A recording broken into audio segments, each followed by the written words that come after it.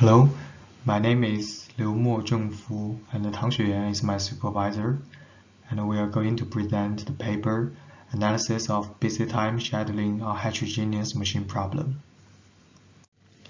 The background of our problem is from cloud computing. Renting cloud servers for processing computational jobs has become a popular way for many companies to run their business. The famous cloud service providers are Amazon EC2, Google Cloud, and Microsoft Azure. And the most important feature of cloud computing is the pay-as-you-go billing mechanism. The cost for renting a cloud server or a virtual machine is proportional to its running hours. The cloud service providers offer different types of predefined virtual machines for customers to select, and that's why our problem is called on heterogeneous machines. In general, the pricing of a virtual machine is related to the capacity of the computing resources in the virtual machine, like CPUs, GPUs, memories, and etc. Now, suppose I am a cloud service customer with a set of jobs, and each requires a certain amount of computing resources for processing. How am I going to rent virtual machines of different types for running all the jobs such that the total cost for renting the machines is minimized? In our paper, we study both the offline case and the online case. The input of the problem is always a set of interval jobs and a set of machine types. For the interval jobs, each job j is specified by an interval ij and a size sj, representing its active interval and the resource demand. During the active interval of job j's processing cannot be interrupted, and at any time, the jobs running on one machine cannot exceed the machine's resource capacity. For the machine types, various machine types differ in resource demand and the cost rate. For each machine type, the number of machines used is not limited for running the jobs, and each machine used is charged proportional to its busy time, which is the time period when the machine is processing at least one job. The overall target is to schedule all the jobs to minimize the total cost of the machines. For the offline case, the information about all the jobs is known by the scheduler, but for the online case, each job has to be scheduled onto some machine at its arrival without knowing future job arrivals. Here are some special case problems of our problem. The first one is called interval scheduling with bounded parallelism problem. It uses only one machine type, and it further requires that each job has a uniform size 1/g, where g is a positive integer. And when g is greater than or equal to 2, this problem has been proved to be NP-hard. Immediately, our problem is NP-hard because our problem is more general than this one. The next special case problem is called mean usage time dynamic bin packing problem. It also uses only one machine, but the job size is not uniform, can be arbitrary value from 0 to the machine's capacity. For its offline setting, it has a dual coloring algorithm, which is actually a 4 approximation algorithm. The dual coloring algorithm is going to be used in our algorithm to deal with the offline setting of our problem.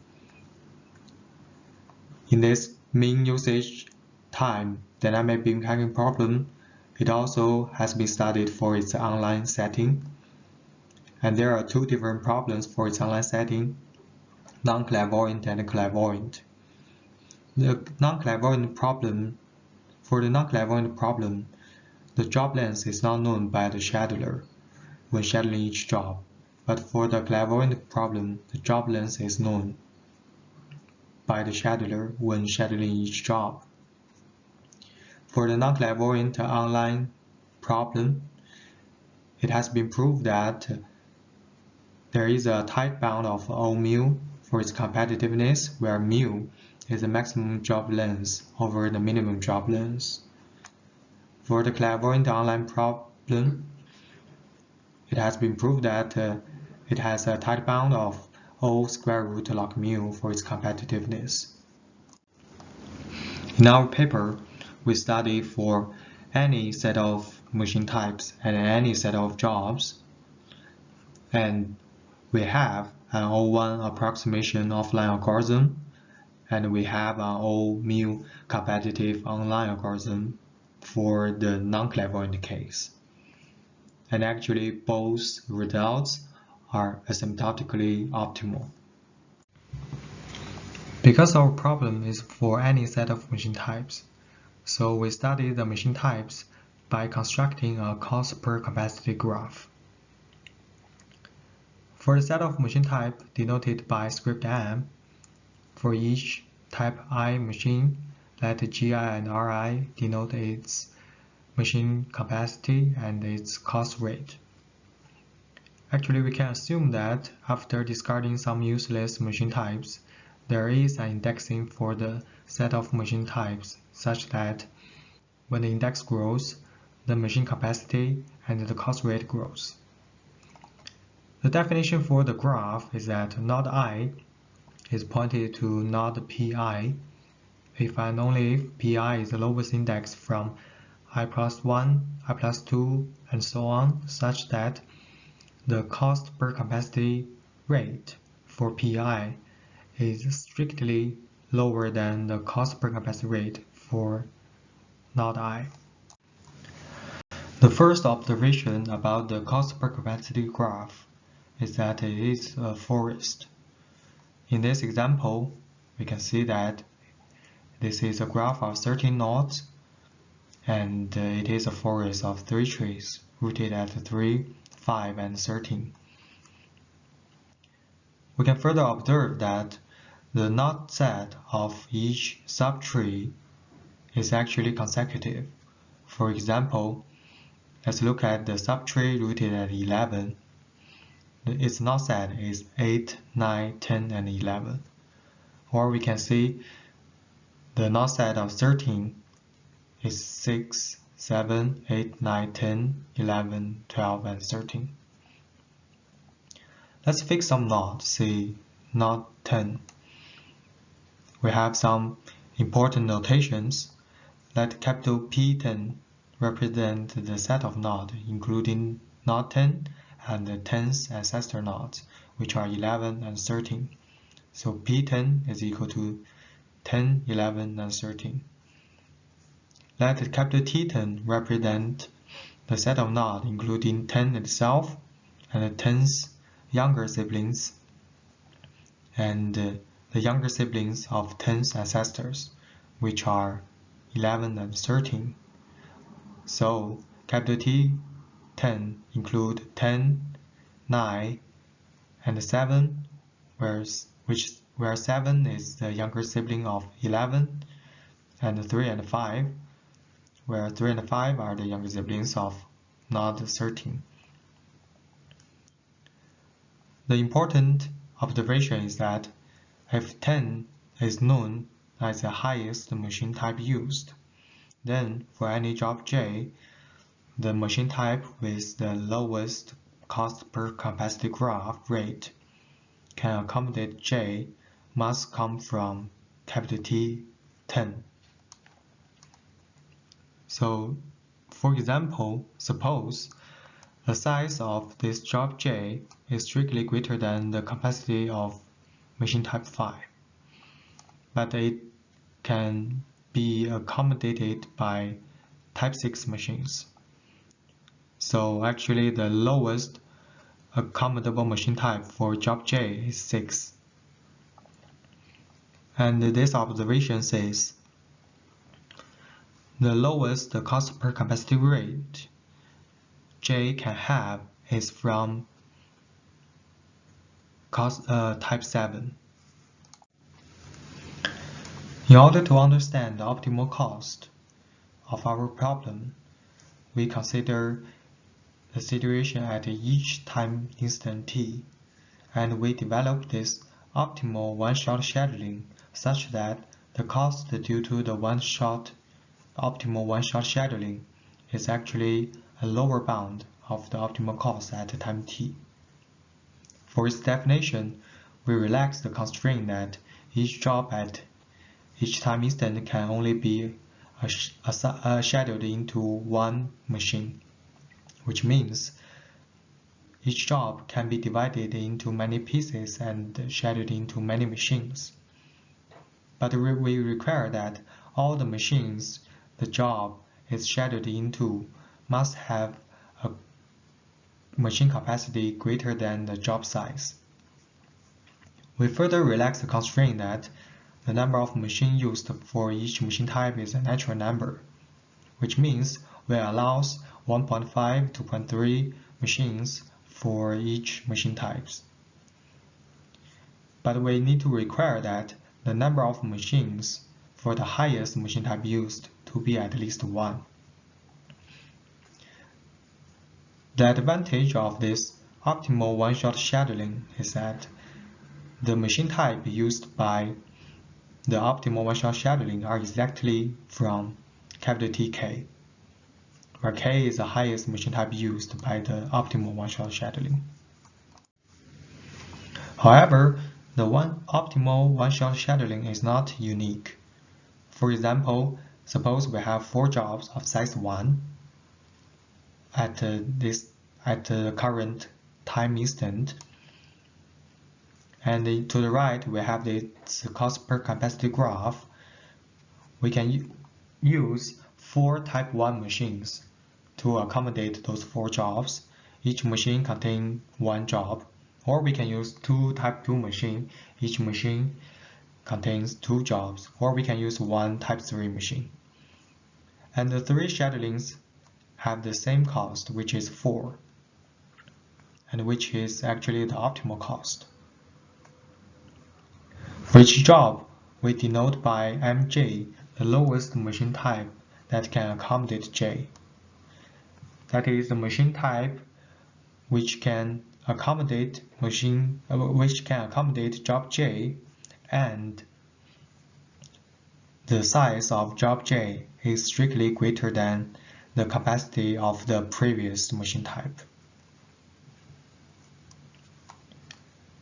We observe that there must exist an optimal one-shot scheduling in which the highest machine type is either the largest Mj among all the jobs or its ancestor. In our example, because every job have the same size 1, so the largest Mj among all the jobs is actually just 1. And we have shown that we have these 2 optimal scheduling. The first optimal scheduling is for type 1 machines. So the highest machine type used by this scheduling is 1. And also we have a 1 type 3 machine scheduling, and the highest machine type used is 3. And observe that 3 is an ancestor of 1. For the algorithm dealing with the offline setting, we are going to partition all the input jobs into Kz for each machine type Z. We are iterating from the highest machine type to the lowest.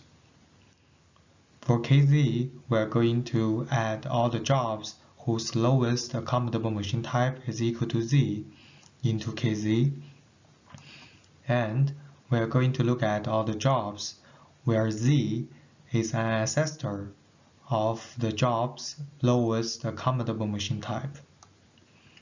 We are not going to add all of them into Kz. We are going to choose which ones are cost effective, and as a result, each job is scheduled into some machine type in capital P Mj, where Mj is the lowest accommodable machine type for job J. The second stage of our algorithm is to schedule all the jobs in KZ into type Z machines by dual coloring algorithm, which has been introduced previously. The algorithm for the offline setting is actually a O1 approximation algorithm. The general idea to prove it is the following. First, at each time instant t, we denote by koff and kopt the highest machine type used by the offline algorithm and the optimal one-shot scheduling for all the jobs active at time t. Next, we can observe that actually koff and kopt are both the ancestors of the largest Mj among all the jobs active at time t or itself. From here, we can see that actually there are only three possible relationships between koff and kopt. Koff is an ancestor of kopt, or kopt is ancestor of koff, or they are equal. Given koff and kopt for each job j active at time t, the machine type with the lowest cost per capacity rate that can accommodate job j must be from capital T koff and capital T kopt respectively. With the above 2 points, we can establish connections between the cost due to capital T koff and the cost due to capital T kopt by carefully analyzing the three different possible relationships between koff and kopt, which is mentioned above. Now we look at the algorithm for the online setting. When the job j arrives, we denote by Mj the lowest machine type that can accommodate job j. We iterate from the machine types from Mj to the parent of Mj to the parent of Mj and so on, and we check if there exists some machine of the current machine type open. If so, we check if job j can be accommodated by the currently open machine. If so, then we're done. If not, we need to check if opening a new machine for accommodating job j is cost effective. Because we cannot open machines of the current type without constraint, if there is a parent or there is a parent of the current machine type, because the cost per capacity rate for its parent is strictly less than the cost per capacity rate of the current machine type. So we're going to do this checking. If so, we open a new machine for accommodating job j, otherwise we just iterate to the parent node and we repeat the previous steps. The algorithm for the online case is actually O-mu competitive, which is asymptotically optimal. The general idea to prove it is the following. We first denote the input set of jobs by script j. Then we create a set of artificial jobs or dummy jobs denoted by script r, such that the optimal cost for scheduling script j union script r is an upper bound of the cost due to the online algorithm. For the analysis of the online algorithm, actually the optimal one-shot scheduling is not good enough. Therefore, we need to develop an O1 approximation of the optimal one-shot scheduling with some nice property, so-called monotonic property. The monotonic property says in the following. Take any time instant t. The O1 approximation will assign a cost per capacity rate to each job j active at time t, say R1j. After adding more new jobs into the original set of jobs active at time t, while the set of jobs grows, the new O1 approximation for the enlarged set of jobs will assign a new cost per capacity rate R2J to each job J. The monotonic property states that for each job J in the original set of jobs, R1J must be greater than or equal to R2J. So based on this property, actually we can show that the cost due to the set of artificial jobs script R is bounded by O mu times the cost due to the original set of jobs. And this is the place where lead to the O mu competitive ratio of our algorithm at the end. And please see our paper for more details. This is the end. Thank you for listening.